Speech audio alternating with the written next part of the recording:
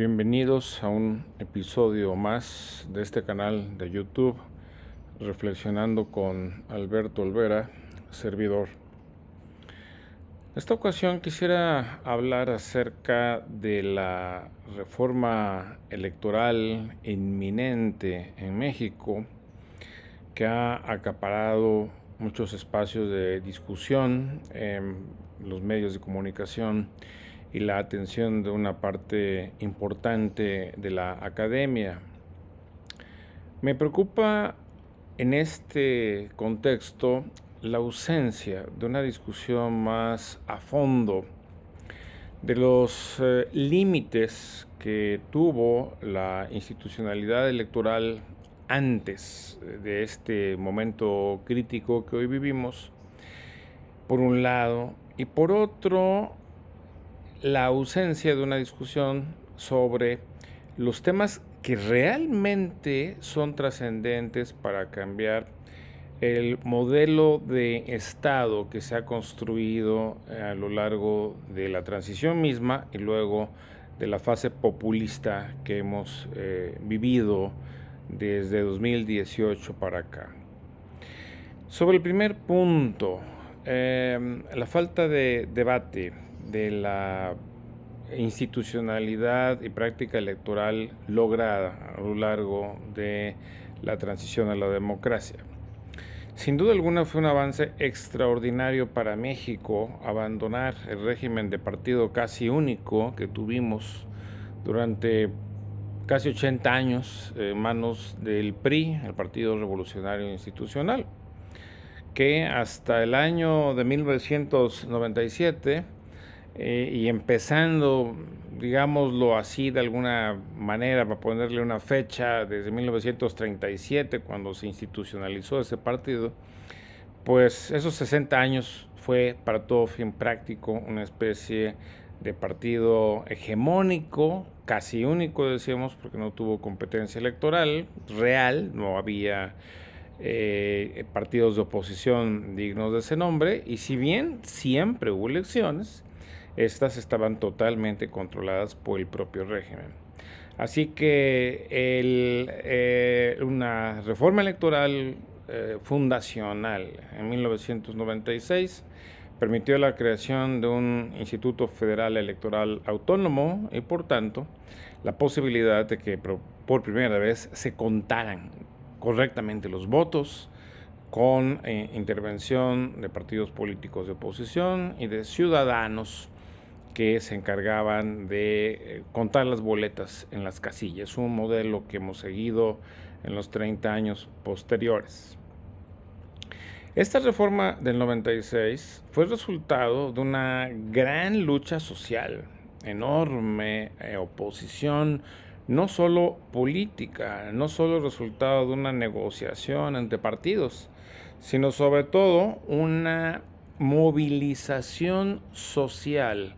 de todos los grupos y clases sociales que clamaban por una salida democrática a una crisis terrible que tuvo México en esos años. En 1994 la ilusión del el futuro prometido que el presidente Salinas había puesto frente al país se cayó con una devaluación catastrófica en diciembre del 94 y luego tuvimos año 95 con una crisis bárbara. El Producto Interno Bruto cayó 5%, una cosa que no se ha visto nada parecido, por fortuna, desde entonces acá. También en 94 irrumpió el Ejército Zapatista de Liberación Nacional en la escena pública y tuvimos, además de 94, asesinatos políticos dentro del propio régimen que causaron una conmoción monumental. Bueno, entonces, hay que entender que esta reforma electoral del 96 respondía a un clima de crisis dentro del PRI y la relación entre el Estado y la sociedad. No era solamente una cuestión, una negociación de élites,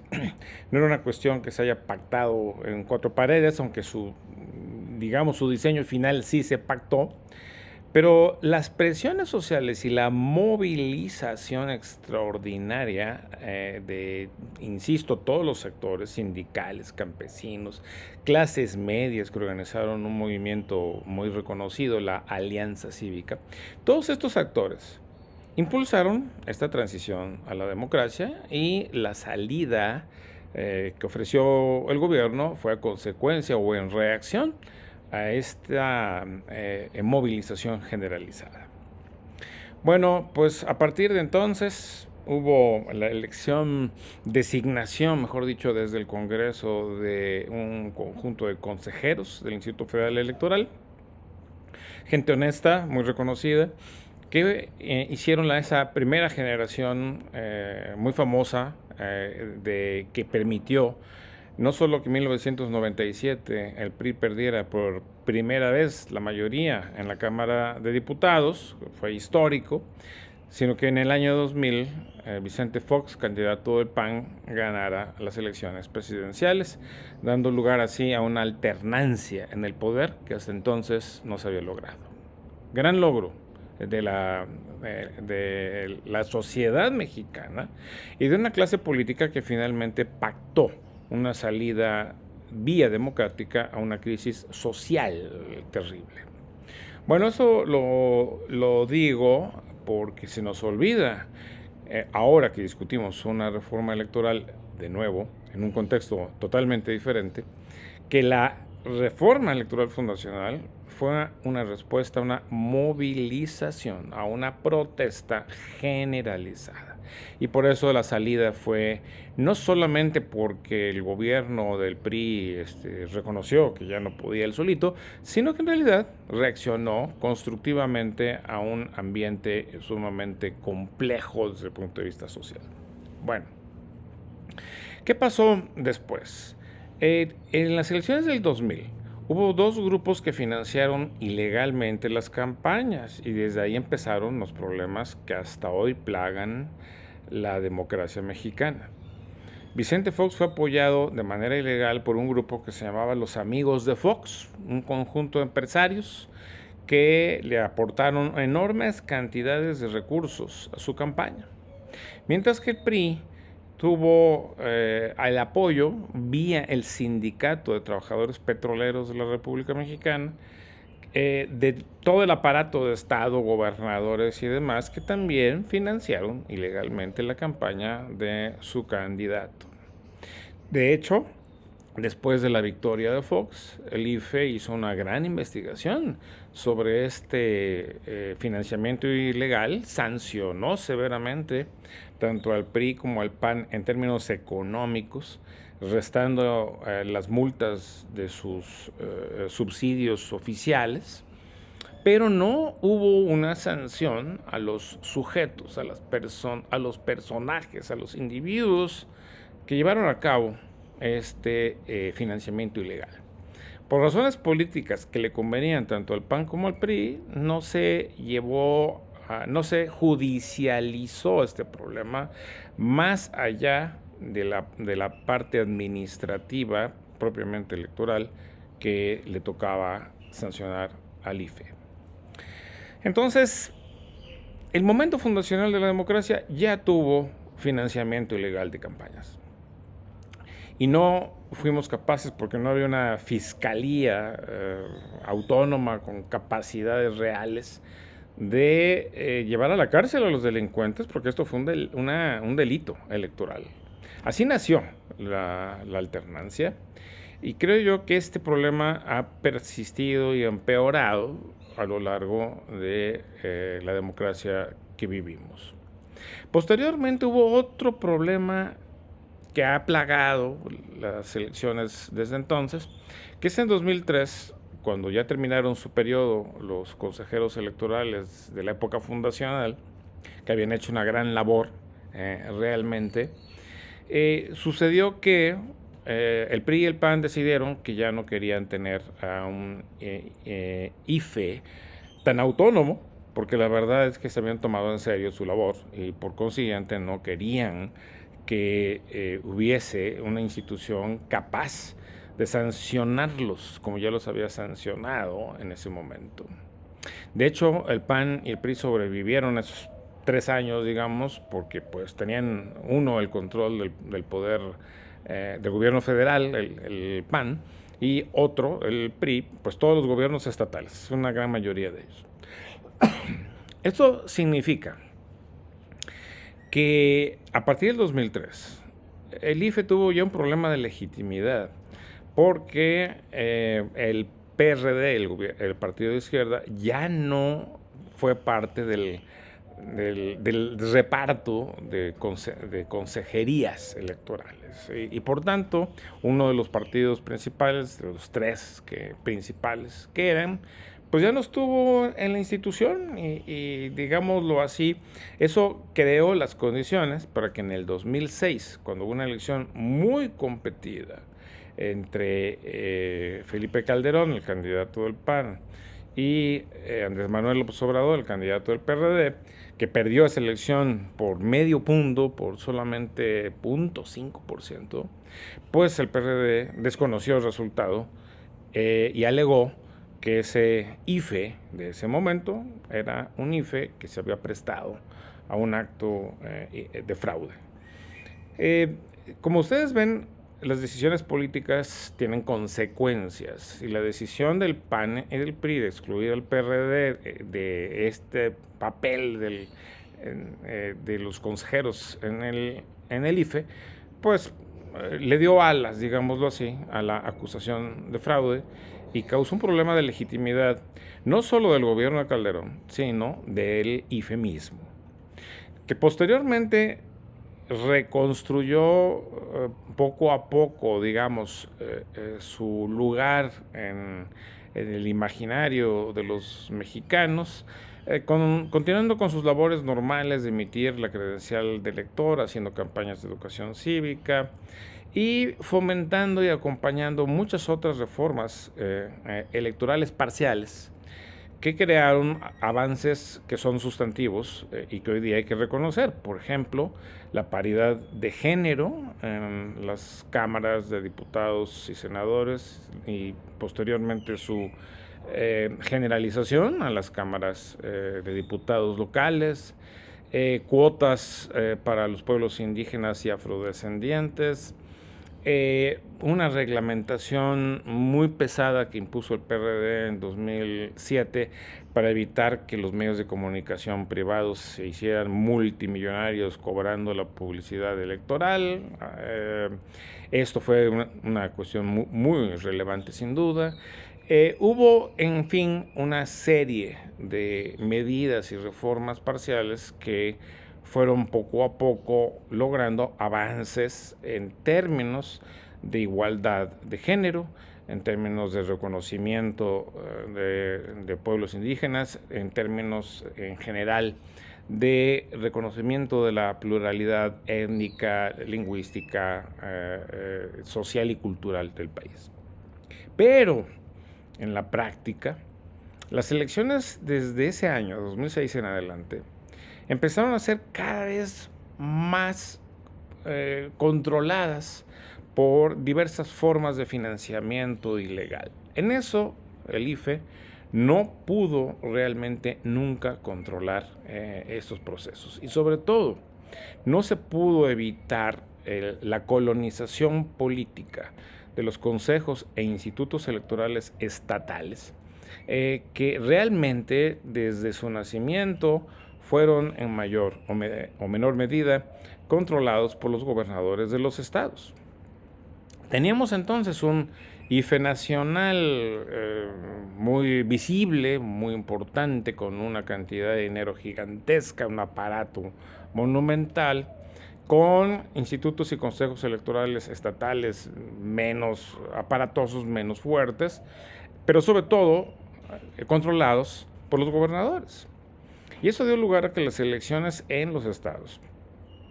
fueran realmente un terreno sin reglas. Por ejemplo,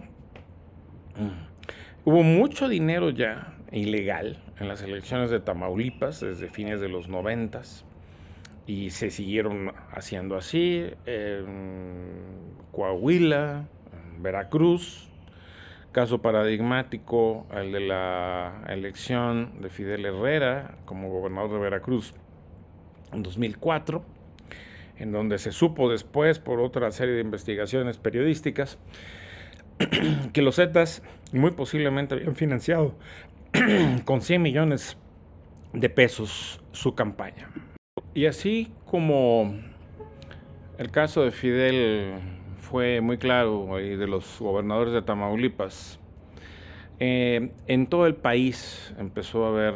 más y más intervención de este tipo de fuerzas en las elecciones locales.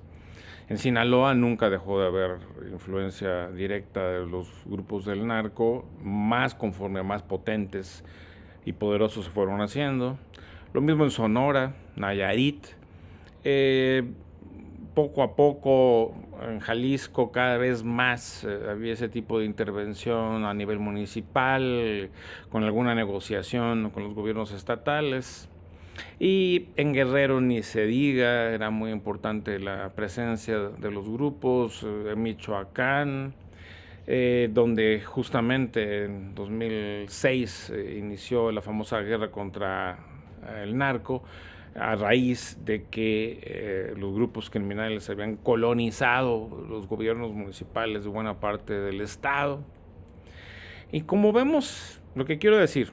es simplemente que este problema de la intervención del crimen organizado en los procesos electorales no es nuevo, no es un problema creado por el gobierno de López Obrador, viene de mucho antes. Y creo yo que uno de los grandes déficits de la transición a la democracia fue precisamente no haberle dado centralidad al control de este proceso. No fue culpa únicamente del IFE, sino de todos los partidos políticos y de todos los gobiernos, porque al final lo que buscaban tanto el PRI como el PAN como el PRD era ganar elecciones a como diera lugar. Como no podían intervenir en la cuestión del conteo de los votos, porque eso lo hacía bien el Instituto Federal Electoral y los institutos o consejos estatales electorales de los estados, entonces lo que se buscó fue, ante todo, tener ventajas en el financiamiento, en operadores electorales, en clientelismo generalizado, etcétera. Este fenómeno no cambió ni siquiera con la nacionalización de las elecciones. Se creó en 2014 un INE, o sea, Instituto Nacional Electoral, con la hipótesis de que al federalizar, digamos, todas las elecciones, incluso las locales, se lograría controlar a los gobernadores que habían intervenido tan masivamente en las elecciones anteriormente y posiblemente por ahí también a los grupos criminales. Lamentablemente no fue así. De hecho, no cambió básicamente nada con la nacionalización de la institución electoral, porque por una manera o de otra, los gobernadores siguieron interviniendo en la composición de los consejos electorales estatales, ahora llamados OPLES, también a nivel nacional las campañas electorales tenían un financiamiento electoral ilegal, gigantesco, que nunca se resolvió. Bueno, quiero poner eso en primer lugar. Yo creo que ahí nos ha hecho falta a todos, especialmente a quienes fungieron como consejeros electorales federales, a hacer una autocrítica, porque realmente en ese punto no se pudo avanzar y es un punto decisivo. No fue culpa directa de los consejeros, era la composición de toda la clase política la que se negaba a renunciar a la posibilidad de usar estos recursos en su competencia. Pero al no denunciar esto, al no poner eso en el eje central de la vida electoral mexicana, dejamos pasar y naturalizamos un comportamiento absolutamente ilegal, inmoral y políticamente peligroso.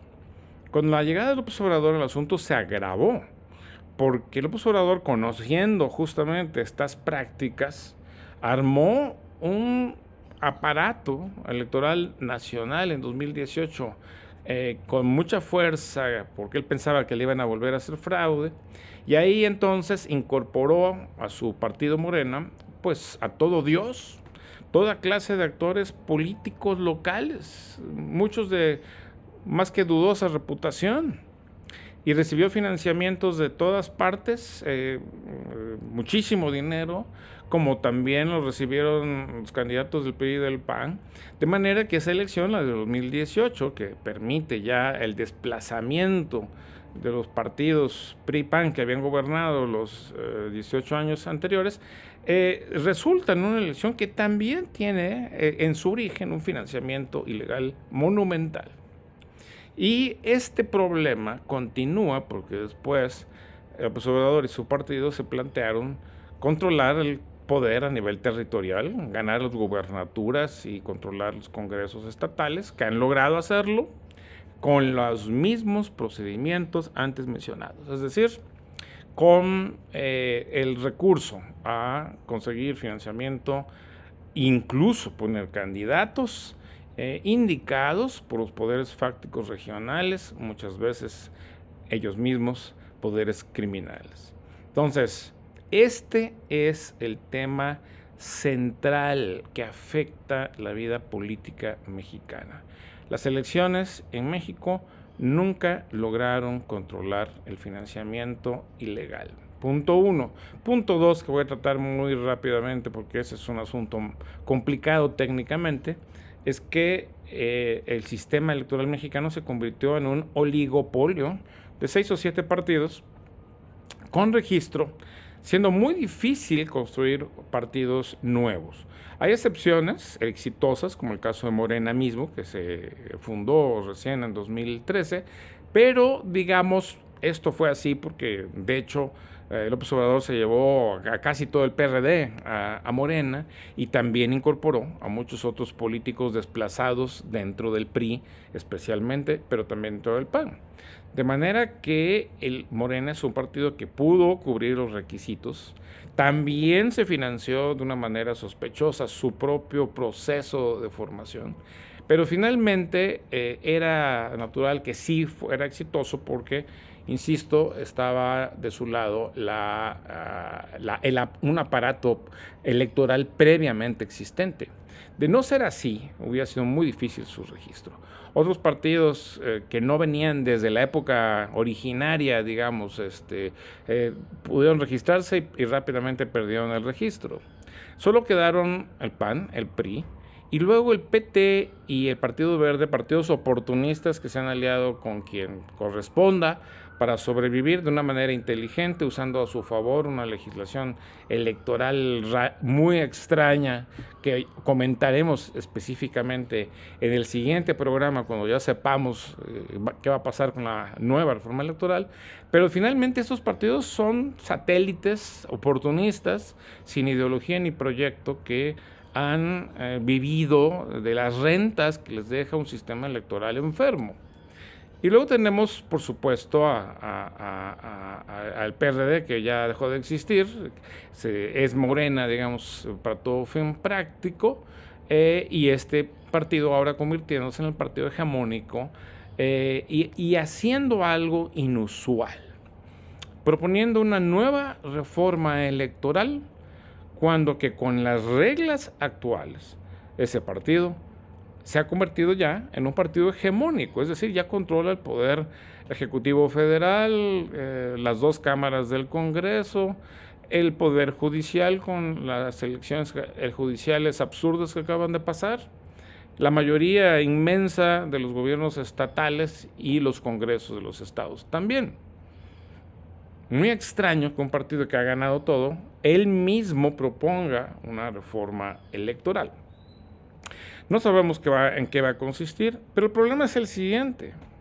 Una reforma electoral que no resuelva el problema de la intervención de los poderes fácticos en los procesos electorales no nos va a servir de nada. Va a continuar reproduciendo el problema histórico que ha tenido la democracia mexicana de haber sido incapaz de separarse de los poderes fácticos, y esto es un problema que afecta a todos los partidos. López Obrador prometió cuando llegó al poder que separaría el poder económico del poder político. Bueno, no estamos muy claros de que lo haya hecho. Estatizó de nuevo, reestatizó la industria petrolera y la industria eléctrica, pero más allá de eso, pues no hay mucho espacio para una mayor estatización económica. Lo que sí es que controló el poder de manera centralizada, reconstituyendo así en la práctica el viejo régimen priista. Un régimen presidencialista, centralista, estatista, aunque las condiciones históricas hoy impiden que el Estado pueda tener algún tipo de hegemonía o protagonismo político. Pero de ahí fuera, las partes estructurales del presidencialismo y del centralismo pues fueron totalmente reconstruidas. De manera que hoy nos preguntamos para qué una reforma electoral que no sea para garantizar a largo plazo la permanencia del partido en el poder y ahora sí la restauración completa de un orden autoritario con un partido casi único. En ese riesgo estamos. Ahora, yo quisiera llamar su atención entonces al hecho de que las reformas electorales no son meros asuntos técnicos, no. Aquí estamos hablando de que se ignora, en el proceso que estamos viviendo hoy, se ignora que la transición no resolvió el problema fundamental de este país, que es la ausencia de justicia. El financiamiento ilegal nunca ha sido sancionado, hay una impunidad total en ese delito como en todos los demás, porque ningún partido en la época democrática atacó el problema central de la ausencia de un sistema de justicia operativo, la ausencia de un Estado de derecho, se dice normalmente. Y por supuesto que a nadie le conviene de la clase política que haya Estado de derecho, porque entonces no tendrían la laxitud, la libertad para hacer lo que hacen, que es otorgar contratos a dedo, beneficiar a sus aliados, pagar los servicios financieros que les hayan prestado los poderes fácticos, crear a voluntad nuevos millonarios, como ha sucedido históricamente en cada sexenio.